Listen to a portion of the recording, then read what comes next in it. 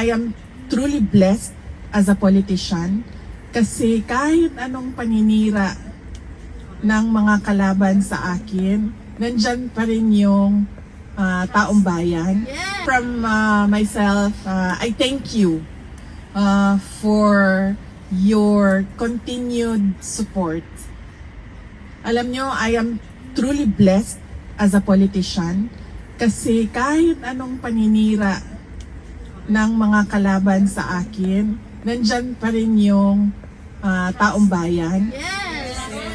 The trust is still The supporters from 2015, from 2016, from 2019, from 2022, nandyan pa rin kayo. At hindi kayo, and then you know how to discern ano yung paninira at ano yung katotohanan. And for that, I am truly blessed.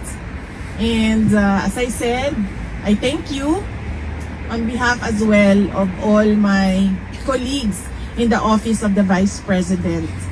Dahil isa lang naman ako ako lang yung muka ng Office of the Vice President. Pero yung trabaho sa opisina ay ginagawa ng maraming tao.